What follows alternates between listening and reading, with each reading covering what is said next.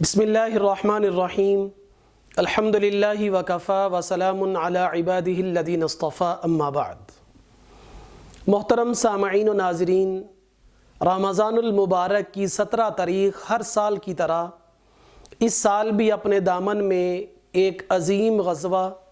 اور ایک عظیم معرکہ یعنی غزوہ بدر کی یاد اپنے دامن میں لیے ہوئے آئے گی۔ غزوہ بدر سے متعلق چند ایسی باتیں جو میرے اور آپ کے لیے ایمان افروز بھی ہیں اور میرے اور آپ کے لیے برکت کا ذریعہ بھی ہیں، وہ آج کی اس ویڈیو میں آپ حضرات سے عرض کرنی ہے۔ سرکار دو عالم صلی اللہ علیہ وسلم نے اپنی حیات طیبہ میں ایک حج ہجرت کے بعد فرمایا ہے اور 4 عمرے آپ نے فرمائے ہیں، لیکن سرکار دو عالم صلی اللہ علیہ وسلم نے بنفس نفیس جس جہاد میں حصہ لیا وہ 27 غزوات ہیں اور 47 سرایہ ہیں جو آپ علیہ السلام کے ہدایات جاری فرمانے پر صحابہ کرام جہاد کی مہم کے لیے روانہ کیے ہیں۔ آپ علیہ السلام کی سب سے زیادہ تعداد میں کی جانے والی عبادت وہ جہاد ہے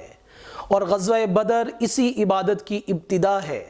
27 مرتبہ آپ نے بنفس نفیس میدان جہاد کو رونق بخشی اپنے بابرکت وجود سے،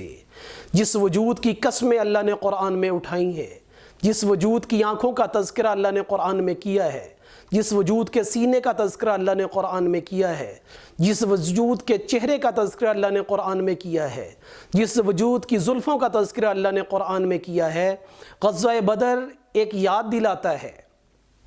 غزوہ بدر ایک تاریخ رقم کرتا ہے کہ غزوہ بدر سے پہلے فتح اور شکست کا معیار کچھ اور تھا۔ غزوہ بدر سے پہلے فتح کا معیار افرادی قوت، اسلحہ اور جنگی آلات کا وافر ہونا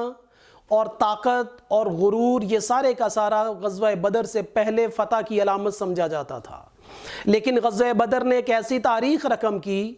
کہ فتح کے لیے معیار تبدیل کر دیے گئے، فتح کا پیمانہ بالکل تبدیل ہو گیا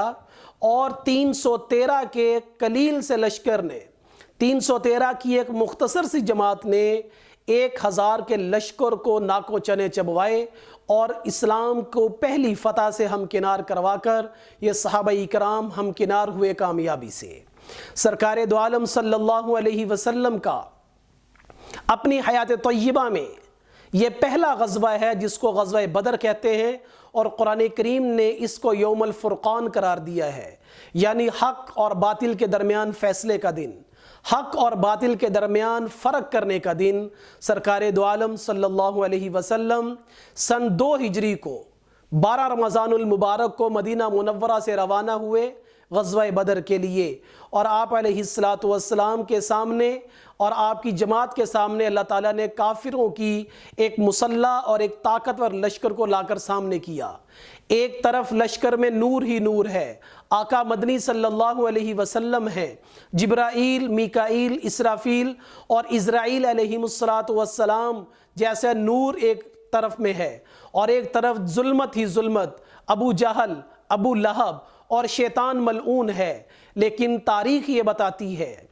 آج ہم 1444 ہجری میں چل رہے ہیں اور غزوہ بدر کو ہوئے 1442 سال گزر چکے ہیں۔ 1442 سال کے بعد بھی میدان بدر شہداء کے خون کی خوشبو سے معطر ہے۔ 1442 سال گزرنے کے بعد بھی میدان بدر ان جگہوں کی نشاندہی کرتا ہے جہاں پر حضرت علی اور حضرت حمزہ رضی اللہ تعالی عنہما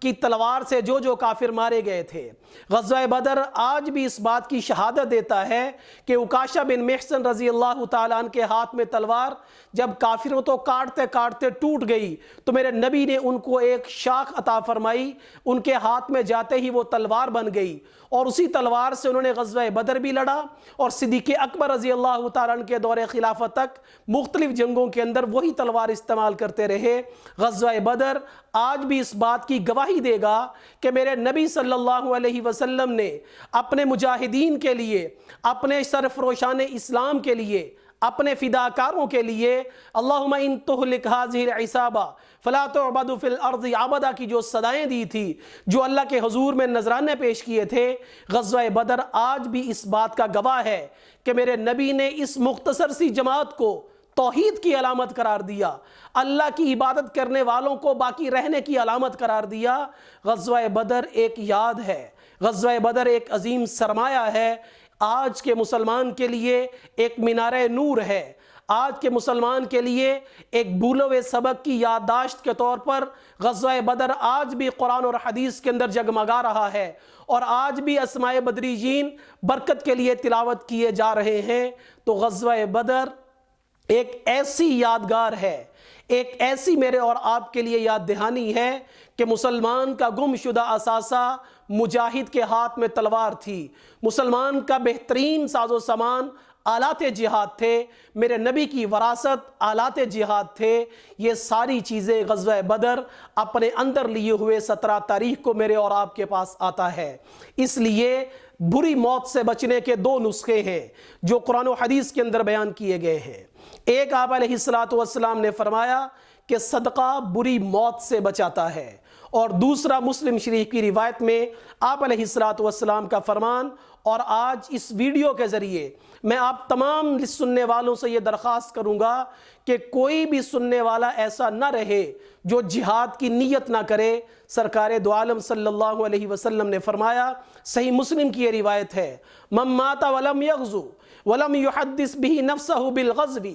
مات على شعبۃ من النفاق، کہ جس نے نہ کبھی جہاد کیا، نہ اس نے کبھی جہاد کی نیت کی، کہ اس کے دل میں کبھی یہ جذبات ہی پیدا نہیں ہوئے کہ کبھی اگر ایسا موقع آیا تو میں اپنی جان، اپنا مال، اپنی اولاد اللہ کے راستے میں قربان کر دوں گا، اس کی اس نے اگر نیت بھی نہیں کی تو یہ منافقت کی کسی ایک قسم پر اس کی موت آئی ہے۔ اس لیے اچھے خاتمے کے لیے، اچھی موت کے لیے غزوہ بدر ایک پیغام ہے کہ میں اور آپ تجدید عہد کریں اس جہاد جیسی عبادت کا جو سرکار دو عالم علیہ السلام کی 23 سالہ دور نبوت کے اندر 27 مرتبہ آپ کی سیرت پر سجتی ہے، اور آپ علیہ السلام کی سب سے بڑی عبادت جہاد تھا جو 27 مرتبہ کیا گیا ہے۔ اس لیے میں اور آپ نیت کریں، جب کبھی اسلام کو میرے مال و دولت کی، میرے بچوں کی، میری بیوی کی، میرے اہل و عیال، میرے کنبے کی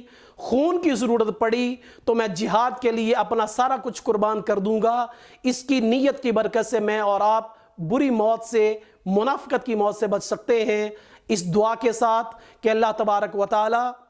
مجاہدین اسلام کو جہاں جہاں کفار کے خلاف جہاد کر رہے ہیں اللہ عزت، نصرت اور کامیابی عطا فرمائے، اور جو مجاہدین قید میں ہیں اللہ تبارک و تعالی ان کی رہائی کی بہترین صورتیں پیدا فرمائے۔ وآخر دعوانا ان الحمد للہ رب العالمین۔